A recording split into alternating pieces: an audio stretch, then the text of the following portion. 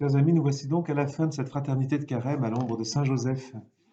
La semaine sainte qui commence maintenant peut encore se placer sous sa protection. Bien sûr, Joseph ne sera pas là au moment de la Passion, mais un événement de l'enfance de Jésus, dans l'évangile de Saint Luc au chapitre 2, versets 41 et suivants, va nous y conduire. C'est le recouvrement de Jésus dans le temple. En dégageant les parallèles entre les deux événements, découvrons comment Joseph vit d'une façon anticipée, dans l'intériorité silencieuse de son âme, la passion de Jésus. D'abord, il s'agit de la même fête. Jésus et ses parents descendent à Jérusalem pour la fête de Pâques. À 12 ans, Jésus devient fils de la loi, ce qui lui permet une certaine liberté d'allure. Et donc, c'est pendant cette fête qu'il manifeste son absence. Et ses parents cherchent donc Jésus, une recherche qui dure 3 jours d'absence qui anticipent les 3 jours du tombeau. Vous me chercherez, dit le Seigneur à ses disciples dans l'évangile de selon saint Jean, là où je vais, vous ne pouvez pas y aller. Jésus a le droit, dans la caravane qui les ramène à Jérusalem, de choisir soit le groupe des hommes, soit le groupe des femmes. Ne le voyant pas à ses côtés, Joseph pense qu'il est donc avec Marie, et Marie, de son côté, songe à la joie qu'a Joseph de cheminer avec Jésus. Peut-être même Jésus avait-il dit à Marie, au moment du départ de la caravane, qu'il avait l'intention de demeurer avec son père. Mais Marie n'avait pas compris de quel père il s'agissait. Angoissés, Marie et Joseph font le chemin inverse, une recherche poignante qui est une sorte de chemin de croix anticipé en attendant celui que leur fils parcourra à son tour, une vraie croix sur l'épaule. Notons que la sollicitude avec laquelle Marie et Joseph recherchent l'enfant doit nous stimuler nous-mêmes à chercher Jésus sans relâche, surtout quand nous l'avons perdu par notre péché, par nos fautes. Autre point encore, nous sommes dans un climat familial. On parle de Marie, de Joseph, des parents de Jésus. Et en fait, tout cela nous renvoie aussi à cette nouvelle parenté qui va s'instaurer au moment de la passion de Jésus, au moment où Jésus est en croix et lorsqu'il présente sa mère aux disciples qu'il aimait. Mère, voici ton fils. Fils, voici ta mère. Joseph et Marie retrouvent donc Jésus dans le temple et précisément ils le retrouvent sur le parvis où les docteurs avaient l'habitude d'enseigner. Tous ceux qui l'entendaient s'extasiaient sur son intelligence et sur ses réponses. Cette sagesse de Jésus, qui est le Verbe de Dieu, se manifeste par l'intelligence de ses questions et de ses réponses, dans un va-et-vient d'un dialogue certainement soutenu. Mais celui par qui tout fut créé aura une toute autre parole, ultime mais silencieuse, devant laquelle le monde sera bouche bée, et ce sera la parole de la croix. Folie pour les païens et scandale pour les juifs, comme le dira saint Paul. Sagesse au temple, sagesse dans le recouvrement du temple de cet épisode, sagesse de la croix. Et puis notons surtout, bien sûr, cette question. Mon enfant, pourquoi nous as-tu fait cela? Joseph et Marie estiment qu'ils doivent parler, mais nous le voyons, Joseph s'efface devant Marie, pensant qu'elle est plus engagée que lui dans le mystère de l'incarnation, et qu'en cette circonstance grave, c'est à elle d'intervenir. Alors, il faut bien comprendre ce pourquoi de Marie, incluant celui de Joseph. Ce pourquoi rejoint nos grandes interrogations face à la souffrance, à la solitude, face au mal. Mon enfant, pourquoi nous as-tu fait cela?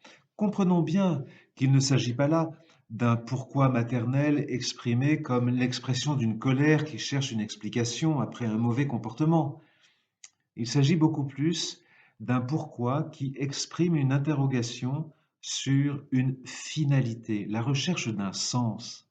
Pour quoi? En vue de quoi? Autrement dit, que devons-nous comprendre par cette recherche angoissée pour te retrouver ainsi dans le temple? La Vierge Marie savait, depuis l'annonce de l'ange, que l'enfant Jésus était Dieu. Cette foi a été le fondement d'une attitude constante de fidélité généreuse tout au long de sa vie, sans que cela implique une connaissance précise de tous les sacrifices que Dieu lui demanderait, ni de la mission rédemptrice du Christ. Autrement dit, on voit bien que Marie et Joseph doivent cheminer dans la foi, que ce cheminement occasionne des des grands moments de pourquoi, des moments d'angoisse, et pour retrouver Jésus là où il doit être. Au fond, ce pourquoi que l'on exprime face à la souffrance, au sentiment d'abandon, de déréliction, eh bien ce pourquoi, on le retrouve. On le retrouve dans le grand pourquoi de Jésus sur la croix. Mon Dieu, pourquoi m'as-tu abandonné? Et là, il prend une ampleur infinie. Le Christ, dans son humanité, rejoint tous les pourquoi angoissés de la souffrance et de la solitude des hommes. Jésus, à son tour, ne leur fait pas de reproches dans sa réponse. Ne saviez-vous pas qu'il me faut être chez mon Père? Jésus doit les mener plus loin et plus haut.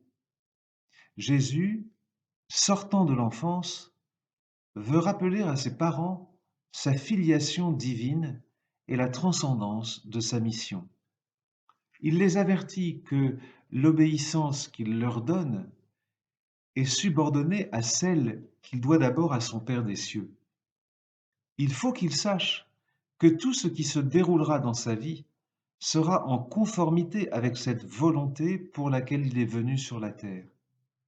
Il veut prévenir leur étonnement et les préparer au scandale de la rédemption. Et notons bien encore ce parallèle.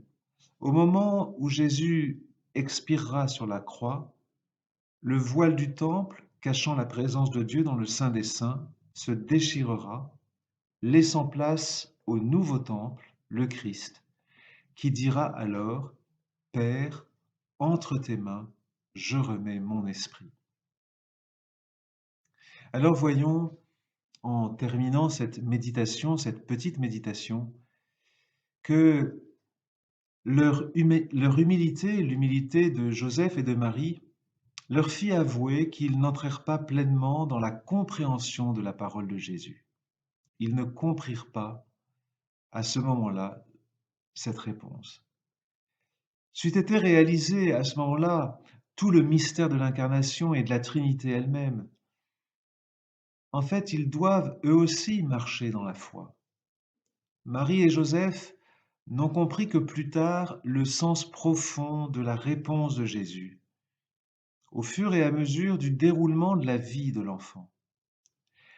Leur foi, leur considération à son égard, tout cela les incite à rester discrets et à méditer, comme en d'autres occasions, les œuvres et les paroles de Jésus. L'angoisse de Joseph, le questionnement de Joseph, dans cet épisode est complètement assumé par la mère de Jésus, qui prend la parole, parce qu'elle va devenir la mère de l'Église, elle va devenir notre mère, et elle va assumer aussi notre chemin de foi. Elle va assumer nos angoisses, elle va assumer nos grands pourquoi face à notre existence. Alors je vous propose, pour terminer, 2 questions et une invitation au début de cette Semaine sainte. Première question: que retenez-vous de cette recherche de Jésus par Marie et Joseph? Deuxième question: connaissez-vous autour de vous des personnes qui recherchent Jésus, qui recherchent un sens à leur vie, qui se posent ces grandes questions, ces grands pourquoi. Comment s'expriment-ils? Et soutenez-vous ces personnes dans la persévérance d'une recherche de Jésus. Et enfin, une invitation. Cette semaine, venez déposer les grands pourquoi de vos souffrances sans réponse au pied de la croix, avec la confiance, le secours et le silence de Saint Joseph. Et vous verrez et vous goûterez la consolation que le Père de Jésus peut vous donner. À tous, très bonne semaine sainte.